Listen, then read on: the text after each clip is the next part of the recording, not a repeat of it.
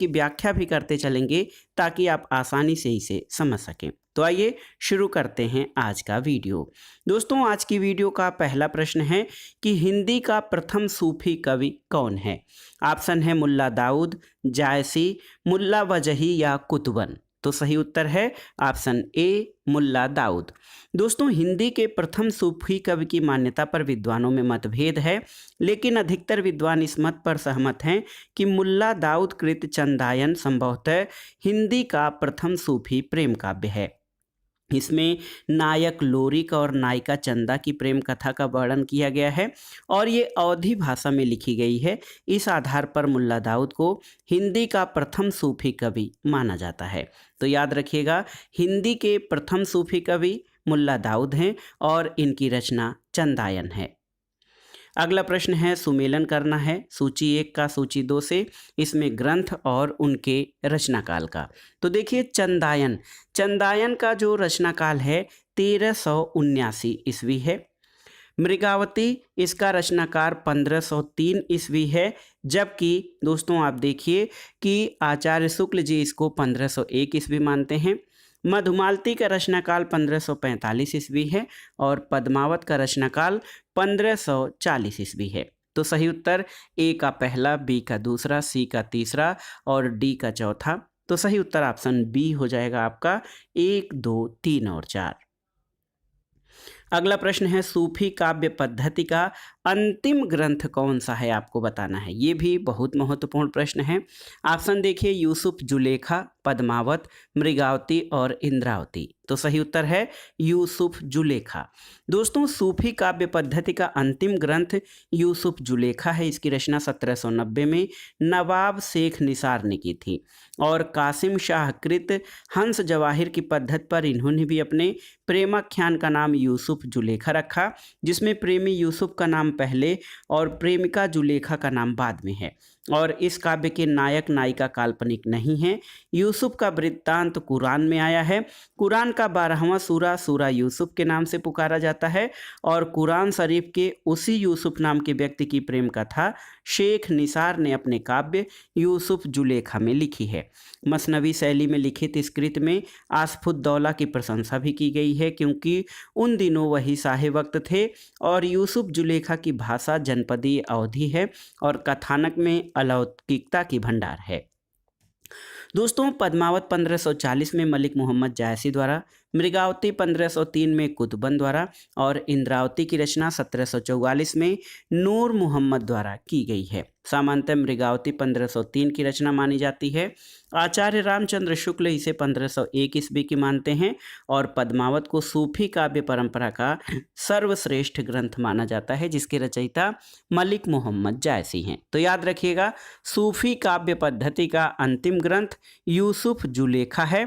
और दोस्तों, यूसुफ जुलेखा के रचनाकार कौन हैं, तो ये हैं शेख निसार। अगला प्रश्न है, सूफी काव्य की परंपरा की सर्वश्रेष्ठ रचना कौन सी है। तो आप जानते हैं दोस्तों, सूफी काव्य परंपरा की सर्वश्रेष्ठ रचना मलिक मोहम्मद जायसी कृत पद्मावत है। ऑप्शन डी आपका सही उत्तर है। अगला प्रश्न है, प्रेमाख्यानक रचनाओं की भाषा कौन सी है। तो दोस्तों, सूफी प्रेमाख्यानक रचनाओं की भाषा अवधी है और प्रेमाश्रयी शाखा के मुस्लिम सूफी कवियों की काव्यधारा को प्रेम मार्गी माना गया है, क्योंकि प्रेम से ही प्रभु मिलते हैं, ऐसी उनकी मान्यता है। ईश्वर की तरह प्रेम भी सर्वव्यापी है और ईश्वर का जीव के साथ प्रेम का ही संबंध हो सकता है। यही उनकी रचनाओं का मूल तत्व है। उन्होंने प्रेम गाथाएं लिखी हैं और ये प्रेम गाथाएं फारसी की मसनवी शैली पर रची गई हैं। इन गाथाओं की भाषा अवधी है और इनमें दोहा चौपाई छंदों का प्रयोग किया गया है। तो सूफी प्रेमाख्यानक भाषाओं रचनाओं की भाषा जो है वो अवधी है। अगला प्रश्न है दोस्तों, सूफी कवियों का सबसे प्रिय अलंकार कौन सा है। तो सही उत्तर है समासोक्ति। देखिए दोस्तों, सूफी कवियों ने अन्योक्ति, समासोक्ति, रूपक, प्रतीप, उपमा, उत्प्रेक्षा और अतिशयोक्ति अलंकारों का प्रयोग किया है, लेकिन समासोक्ति जो है ये महत्वपूर्ण है। सूफी कवियों का सबसे प्रिय अलंकार समासोक्ति है। अगला प्रश्न है, इनमें से सूफी काव्यधारा के कवि कौन नहीं हैं। देखिए, मुल्ला दाऊद, जायसी, नामदास और कुतुबन। तो दोस्तों संत नामदास ये सूफी काव्यधारा के कवि नहीं हैं। मुल्ला दाऊद, जायसी, कुतुबन, मंझन, उस्मान शेख, नबी, आसिम शाह, नूर मोहम्मद आदि सूफी संत हैं, जबकि नामदास सिख संत थे। अगला प्रश्न आपको बताना है कि प्रेम मार्गी कवि कौन नहीं है। सूरदास, मलिक मोहम्मद जायसी, मुल्ला दाऊद या फिर मंझन। तो सही उत्तर है सूरदास। दोस्तों सूरदास प्रेम मार्गी शाखा के कवि नहीं बल्कि भक्तिकाल की सगुण भक्ति धारा की कृष्ण भक्ति शाखा के कवि हैं। और सूरदास की प्रमुख रचनाएं सूरसागर, साहित्य लहरी और सूर सरावली हैं। अगला प्रश्न है प्रेमाख्यान काव्य परंपरा यानी सूफी कवियों का मुख्य दर्शन क्या है। तसव्वुफ, हनफी, अहले हदीस या अहमदिया। तो सही उत्तर तसव्वुफ दर्शन। दोस्तों सूफी दर्शन को तसव्वुफ कहा जाता है और सूफी शब्द की उत्पत्ति को लेकर बहुत से मत हैं। कुछ विद्वानों का मत है कि सूफी शब्द सफ़ा से निकला है जिसका अर्थ विशुद्धता, मन, विचार और कर्म की विशुद्धता होती है। जिन लोगों के बारे में ये शब्द बोला जाता है उनका चित्त शुद्ध होता है और खुदा के प्रेम के साथ साथ उनके दिल में उसके बंदों के लिए भी प्रेम पाया जाता है। सूफियों ने दुनिया को प्रेम और अमन की तालीम दी। सूफी मतों में प्रसिद्ध 4 सिलसिले हैं, चिश्तिया, कादरिया, नक्शबंदिया और सोहरावर्दी सिलसिला। अगला प्रश्न है अनलहक। अनलहक का मतलब होता है मैं ही ब्रह्म हूँ, इसकी घोषणा किसने की थी। ऑप्शन है जायसी, मंसूर, अमीर खुसरो या कबीर। तो सही उत्तर है ऑप्शन बी मंसूर। दोस्तों अरब में अल हिलाज मंसूर अथवा मंसूर हल्लाज नामक सूफी संत को जब ज्ञान प्राप्त हुआ तो वो अनहलक यानी मैं ही सत्य हूँ की घोषणा करने लगा। उनके गुरु जुवैद थे, उन्होंने अनलहक यानी मैं ही ब्रह्म का सिद्धांत प्रतिपादित किया। उन्होंने किताबे तवासीफ नामक सूफी मत का एक ग्रंथ भी लिखा था जिसमें इनके सिद्धांत प्रतिपादित हैं। अनलहक का सिद्धांत भारतीय अद्वैतवाद के दर्शन अहम ब्रह्मास्मि से प्रेरित है।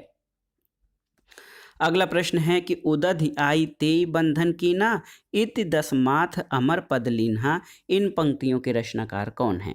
तो सही उत्तर है ये पंक्तियां मलिक मोहम्मद जायसी द्वारा रची गई हैं। उदधि आई तेई बंधन कीन्हा, इति दसमाथ अमर पद लीन्हा। और इन कवियों के रचयिता जो है दोस्तों मलिक मोहम्मद जायसी हैं और ये काव्य पंक्तियां पद्मावत महाकाव्य से ली गई हैं। पद्मावत 57 खंडों में विभक्त महाकाव्य है। अगला प्रश्न है आचार्य रामचंद्र शुक्ल ने प्रेमाख्यान परंपरा का हिंदी में प्रवर्तक प्रथम कवि किसे माना है, आपको बताना है। तो सही उत्तर है कुतुबन को। दोस्तों आचार्य शुक्ल ने मृगावती जो कि 1501 में और अधिकतर कवि इसको 1503 का मानते हैं। आचार्य शुक्ल ने मृगावती के रचनाकार कुतुबन को प्रेमाख्यान परंपरा का प्रथम कवि माना है। कुतुबन कृत मृगावती में नायक रामकुमार और नायिका मृगावती के प्रथम दर्शनजन्य प्रेम का निरूपण अत्यंत भावात्मक शैली में हुआ है। और कुछ अन्य जानकारी आपको बता दें दोस्तों, भक्तिकाल की प्रेमाख्यानक परंपरा के ग्रंथों में मृगावती, पद्मावत, मधुमालती, चित्रावली और रतनसार हैं। डॉक्टर हजारी प्रसाद द्विवेदी ने ईश्वर दास की सत्यवती कथा जो कि 1500 ईस्वी में है इनको प्रेमाख्यान परंपरा का प्रथम ग्रंथ माना है। और डॉक्टर रामकुमार वर्मा ने मुल्ला दाऊद के चंदायन जो कि 1379 का ग्रंथ है इसको पहला ग्रंथ या प्रेम काव्य परंपरा का पहला ग्रंथ माना है। चंदायन 1379 की कृति है। अगला प्रश्न है आचार्य रामचंद्र शुक्ल प्रेमाख्यान परंपरा की पहली रचना किसे मानते हैं, ये इम्पॉर्टेंट है। तो सही उत्तर है मृगावती।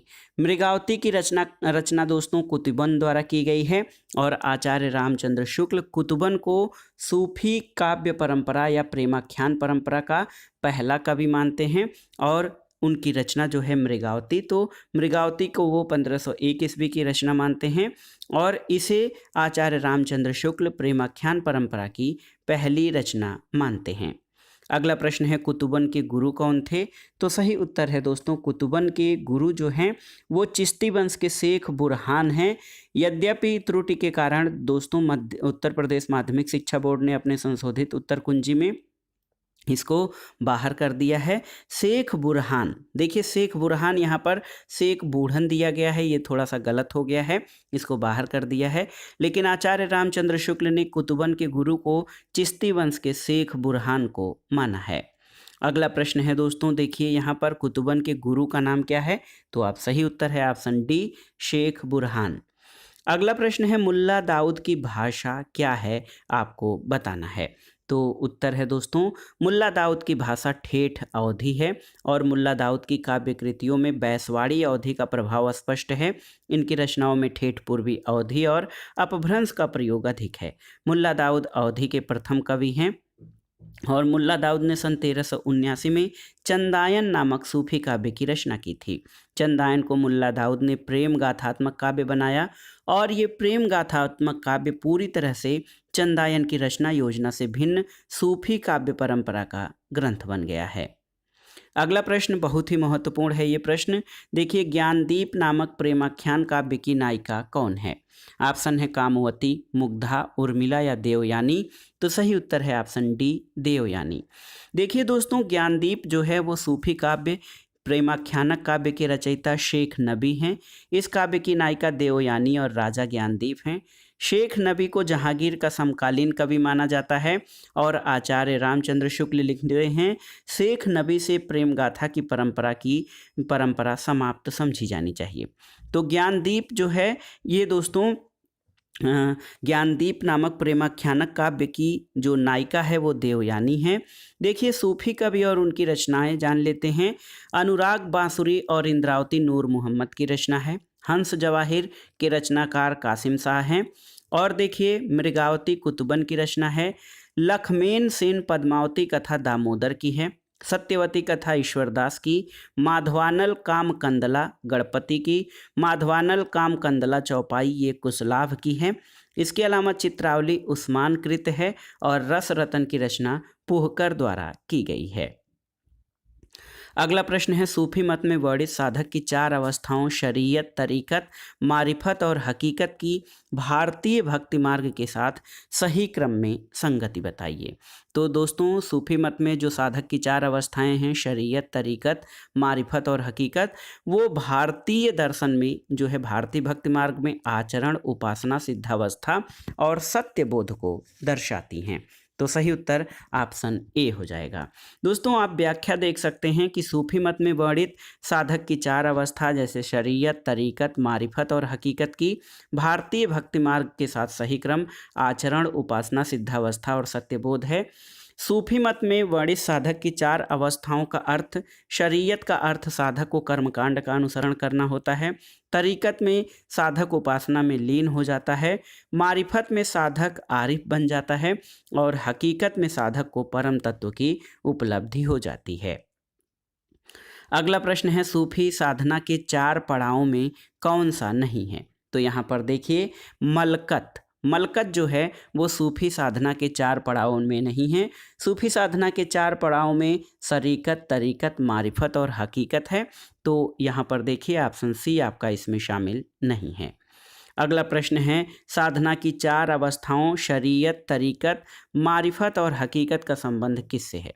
तो सही उत्तर सूफी साधना से जो है साधना की चार अवस्थाओं शरीयत, तरीकत, मारिफत और हकीकत का संबंध है। अगला प्रश्न है भक्तिकालीन सूफी काव्य धारा की विशेषताओं के संदर्भ में निम्नलिखित में से एक विशेषता गलत है, उस गलत विशेषता को चुनिए। इस काव्य धारा के सभी कवि मुसलमान थे, ये आपका सही नहीं है। इस काव्य धारा के सभी कवियों ने हिंदू प्रेमी प्रेमिकाओं की प्रेम कथा का काव्यात्मक चित्रण किया, सही है। इस काव्य धारा के कवियों ने अवधी और ब्रज भाषा में रचनाएं की, सही है। इस काव्य धारा के कवियों ने सिर्फ प्रबंध काव्य ही लिखे हैं, ये भी सही है। तो ऑप्शन ए आपका सही उत्तर नहीं है कि इस काव्य धारा के सभी कवि मुसलमान थे। कुछ हिंदू कवि भी थे जो कि सूफी कवि कहे जाते हैं। इसमें आप देख सकते हैं दामोदर, इनकी रचना लखमेन सेन पद्मावती कथा, ईश्वरदास की रचना सत्यवती कथा, गणपत की रचना माधवानल कामंदक चौपाई और नारायण दास की रचना छिताई वार्ता है। तो कुल मिलाकर देखिए कि सूफी काव्य धारा के सभी कवि मुसलमान थे, ये सही नहीं है। अगला प्रश्न बहुत ही आसान है। जायसी किस धारा के कवि हैं? तो आप जानते हैं कि जायसी प्रेमाख्यानक या सूफी काव्य धारा के कवि हैं। सूफी मुक्तक काव्य का प्रथम रचयिता इनमें से कौन सा कवि था? मुल्ला दाऊद, अमीर खुसरो, शेख फरीद या कुतुबन? तो सही उत्तर है अमीर खुसरो। दोस्तों, सूफियों ने विशेषतः प्रबंध काव्यों की रचना की, किंतु इनके द्वारा मुक्तक शैली पर कुछ रचनाएं लिखी गई हैं। मुक्तक शैली में लिखने वालों में अमीर खुसरो का नाम सबसे पहले आता है। अगला प्रश्न बहुत ही इंपॉर्टेंट है। पद्मावत का बंगला भाषा में अनुवाद किसने किया था? तो सही उत्तर है आलो उजाला। देखिए दोस्तों, आलो उजाला ये पद्मावत मलिक मोहम्मद जायसी द्वारा रचित 57 खंडों का महाकाव्य है जो अवधी बोली में है। इस महाकाव्य का बंगला भाषा में अनुवाद आलो उजाला अलाउल जो हैं ये बंगला भाषा के कवि रहे हैं। अगला प्रश्न है, पद्मावत किस भाषा में लिखा गया है? तो सही उत्तर है पद्मावत अवधी भाषा का सूफी प्रेमाख्यानक काव्य है। अगले प्रश्न पर आते हैं दोस्तों कि मलिक मोहम्मद जायसी को जायसी कहा जाता है, इसका कारण क्या है? तो उत्तर है ये जायस नामक स्थान के निवासी थे। देखिए, मलिक मोहम्मद जायसी का वास्तविक नाम मोहम्मद था। मलिक इनका पूर्वजों से चला आ रहा उपनाम था जिसका फारसी में अर्थ होता है अमीर या बड़ा व्यापारी, जो मूलतः अरबी भाषा का शब्द है। मलिक मोहम्मद जायसी का जन्म 900 हिजरी में सन 1492 के लगभग हुआ था और मलिक मोहम्मद जायसी की प्रमुख रचनाओं में अखरावट, पद्मावत, आखिरी कलाम, चित्ररेखा, कहरनामा और मसलनामा थे। पद्मावत जायसी का प्रबंध काव्य है जो शब्द, अर्थ और अलंकार शैली तीनों ही दृष्टियों से अनूठा है और ये जायसी ही नहीं बल्कि हिंदी के सर्वश्रेष्ठ ग्रंथों में माना जाता है। आखिरी कलाम में कयामत का वर्णन है और हिंदी में सूफी काव्य परंपरा के श्रेष्ठ कवि मलिक मोहम्मद जायसी द्वारा रचित कवि के यश का आधार ग्रंथ पद्मावत है। अगला प्रश्न है, पद्मावत की विधा क्या है? तो सही उत्तर है दोस्तों पद्मावत की विधा जो है ये प्रबंध काव्य है जो कि 57 खंडों में विभक्त है। कहरनामा किसकी रचना है आपको बताना है, तो उत्तर है दोस्तों कहरनामा मलिक मोहम्मद जायसी की रचना है। अगला प्रश्न है, कयामत का वर्णन जायसी द्वारा रचित किस काव्य में हुआ है? तो उत्तर है दोस्तों आखिरी कलाम। कयामत या प्रलय का वर्णन जायसी द्वारा रचित आखिरी कलाम नामक ग्रंथ में हुआ है। अगला प्रश्न है, मलिक मोहम्मद जायसी के प्रसिद्ध प्रबंध काव्य का नाम क्या है? तो आप जानते हैं पद्मावत मलिक मोहम्मद जायसी के जो है प्रसिद्धि का आधार है। पद्मावत के रचनाकार का नाम क्या है? तो ये हैं मलिक मोहम्मद जायसी। अगले प्रश्न पर आते हैं, अखरावट काव्य कृति के रचयिता कौन है? तो सही उत्तर है दोस्तों ऑप्शन ए मलिक मोहम्मद जायसी अखरावट के रचयिता हैं। और अगला प्रश्न है, जायसी के सर्वोत्कृष्ट ग्रंथ का नाम क्या है? तो ये पद्मावत जो है वो जायसी द्वारा अवधी भाषा में लिखित जो है सर्वश्रेष्ठ ग्रंथ है। अगला प्रश्न है, पद्मावत क्या है? तो दोस्तों पद्मावत जो है ये एक त्रासदी है। मलिक मोहम्मद जायसी द्वारा पद्मावत की रचना 1540 में की गई। पद्मावत अवधी भाषा में लिखा गया है जो कि पद्मावत के प्रेमाख्यानक प्रबंध काव्य है जिसमें चित्तौड़ के राजा रत्नसेन और सिंघल की राजकुमारी पद्मावती के विवाह और विवाहेतर जीवन का चित्रण मार्मिक रूप से किया गया है, इसलिए इसे एक त्रासदी माना जाता है। पद्मावत को एक रूपक काव्य भी माना जाता है, इसे खंडों में विभक्त किया गया है। इसके नायक, नायिका और अन्य पात्रों का प्रतीकात्मक रूप इस तरह से है। पद्मावती को बुद्धि, परमात्मा या परम सत्ता माना गया है। चित्तौड़ को शरीर का प्रतीक, रत्नसेन को मन, सिंघल द्वीप को हृदय का प्रतीक, राघव चेतन को शैतान का प्रतीक, अलाउद्दीन को माया का प्रतीक, नागमती को संसार और हीरामन तोता को गुरु का प्रतीक माना गया है। अगला प्रश्न है दोस्तों, पद्मावत के रचयिता कौन है? तो आप जानते हैं मलिक मोहम्मद जायसी। पद्मावत किस भाषा में लिखा गया है? तो आप जानते हैं ये अवधी भाषा में लिखा गया ग्रंथ है। पद्मावत किस भाषा में लिखा गया है? तो आप जानते हैं पद्मावत दोस्तों ये अवधी भाषा का ग्रंथ है। अगले प्रश्न पर आते हैं, पद्मावत के अनुच्छेदों का नाम क्या है? तो सही उत्तर है दोस्तों पद्मावत के अनुच्छेदों को खंड कहा गया है। और आप जानते हैं कि पद्मावत कितने खंडों में विभक्त है? तो उत्तर आप याद कर लीजिएगा, पद्मावत कितने खंडों में विभक्त है। अगला प्रश्न है पद्मावत में रतन सेन किसका प्रतीक है?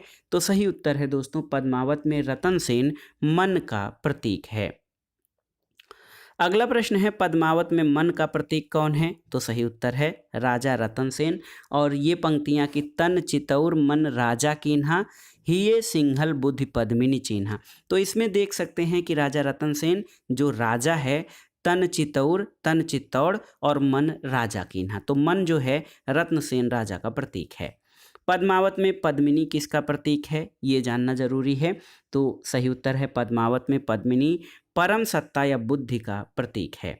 पद्मावत में गुरु का प्रतीक कौन है? तो आप जानते हैं कि पद्मावत में जो गुरु का प्रतीक है वो हीरामन सुआ है। अगला प्रश्न है राघव चेतन इनमें से किस सूफी काव्य का पात्र है? तो सही उत्तर पद्मावत है। दोस्तों पद्मावत से ये ज्ञात होता है कि राजा रतन सेन के दरबार में राघव चेतन नामक एक पंडित था। उसे यक्षिणी सिद्ध थी।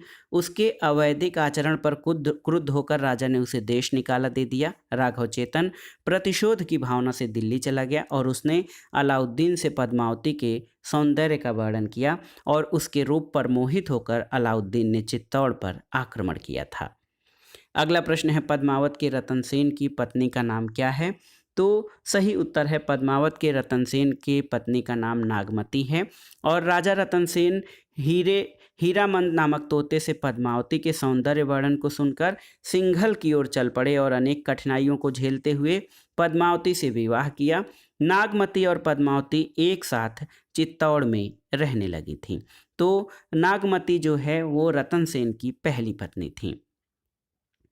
अगला प्रश्न है देखिए दोस्तों, इनमें से कौन सी कृति जायसी की अक्षय कीर्ति के आधार पर रची गई है? तो सही उत्तर है पद्मावत। आप जानते हैं कि जायसी ने 3 पुस्तकें लिखी हैं, पद्मावत, अखरावट और आखिरी कलाम। अखरावट में वर्णमाला के एक एक अक्षर को लेकर सिद्धांत संबंधी तत्वों से भरी चौपाइयाँ कही गई हैं और इस पुस्तक में ईश्वर, श्रेष्ठ जीव, प्रेम आदि विषयों पर विचार दिए गए हैं। आखिरी कलाम में कयामत का वर्णन है और जायसी की अक्षय कीर्ति का आधार पद्मावत है, जिसके पढ़ने से ये प्रकट हो जाता है कि जायसी का हृदय कैसा कोमल और प्रेम के पीर से भरा हुआ था। अगला प्रश्न है दोस्तों, पद्मावत को समासोक्त किसने कहा है? आपको बताना है। तो आचार्य रामचंद्र शुक्ल ने दोस्तों पद्मावत को समासोक्ति कहा है और रामचंद्र शुक्ल का मानना है कि पद्मावत का प्रेम लौकिक कथा और समासोक्ति है और ये भी कहना ठीक है कि पद्मावत का पूर्व राग असंगत है, कारण न वह रूप दर्शनजन्य है न ही साहचर्यजन। शुक्ल जी को भक्ति के हृदय की प्राकृत वृत्ति ही मानते हैं और रहस्यमय ढंग की उपासनापयोगी निरूपित करते हैं। उनकी दृष्टि में लौकिक कथा ही प्रमुख है और लौकिक राज्य ही वर्ण्य विषय है।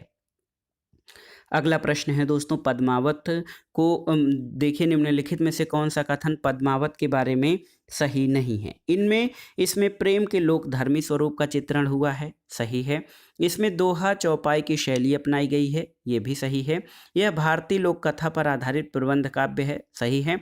और पद्मावत की काव्य शैली प्रौढ़ और गंभीर नहीं है, ये कथन आपका सही नहीं है, क्योंकि जो पद्मावत की काव्य शैली है दोस्तों वो प्रौढ़ और गंभीर है। और पद्मावत जो है समासोक्ति शैली में रचित मलिक मोहम्मद जायसी का प्रमुख ग्रंथ है। ये 57 खंडों में विभक्त अवधि का श्रेष्ठ प्रबंध काव्य है और अन्य सभी कथन सही हैं, केवल ऑप्शन डी आपका सही नहीं है। अगला प्रश्न है दोस्तों, छार उठाए लीन एक मुट्ठी, दीन उड़ाए पृथ्वी झूठी, यह पंक्ति किस ग्रंथ से ली गई है? तो सही उत्तर है ये पद्मावत से ली गई है। और मलिक मोहम्मद जायसी कृत पद्मावत दोस्तों जब अलाउद्दीन की सेना कुंभलनेर के दुर्ग पर आक्रमण करती है तो अलाउद्दीन को केवल निराशा हाथ लगती है और वह कह उठता है कि यह संसार झूठा है। अगले प्रश्न पर आते हैं कि फूल मरै पै मरे न बासु, ये प्रसिद्ध उक्त किस कवि की है? तो सही उत्तर है फूल मरे पर मरै न बासु, यह पंक्ति जायसी की है। और देखिए दोस्तों, भक्तिकाल के सूफी प्रेमाख्यानक कवि जायसी द्वारा रचित पद्मावत महाकाव्य में ये पंक्तियां कही गई हैं। ये पद्मावत 57 खंडों का महाकाव्य है जो ठेठ अवधी भाषा में लिखा गया है और पद्मावत मलिक मोहम्मद जायसी के प्रसिद्धि का आधार भी है। अगला प्रश्न और आज के वीडियो का आखिरी प्रश्न है कि निम्नलिखित में से किस कवि ने सिर्फ अवधी भाषा में ही रचना की है? ऑप्शन है आपके कबीर, सूरदास, तुलसी या जायसी। तो सही उत्तर है ऑप्शन डी, जायसी ने। दोस्तों जायसी की भाषा ठेठ अवधी है और पूर्वी हिंदी के अंतर्गत है, इसलिए जायसी ने अपनी रचनाएं सिर्फ अवधी भाषा में की है। जायसी भक्ति काल में निर्गुण प्रेमाश्रयी शाखा के महत्वपूर्ण कवि हैं। तो दोस्तों ये था आज का वीडियो। इसमें आपने सूफी काव्य यानी भक्ति काल के निर्गुण प्रेमाश्रयी शाखा से संबंधित महत्वपूर्ण प्रश्नों को सॉल्व किया और ये प्रश्न आपके आगामी परीक्षाओं के लिए बहुत ही उपयोगी और महत्वपूर्ण हैं। आप इनको तैयार कर लीजिएगा। वीडियो आपको कैसा लगा हमें कमेंट बॉक्स में ज़रूर बताइएगा। वीडियो को लाइक करें, शेयर करें और इस चैनल मार्गदर्शन फॉर सिविल सर्विसेज को सब्सक्राइब करें। वीडियो देखने के लिए धन्यवाद दोस्तों। नमस्कार।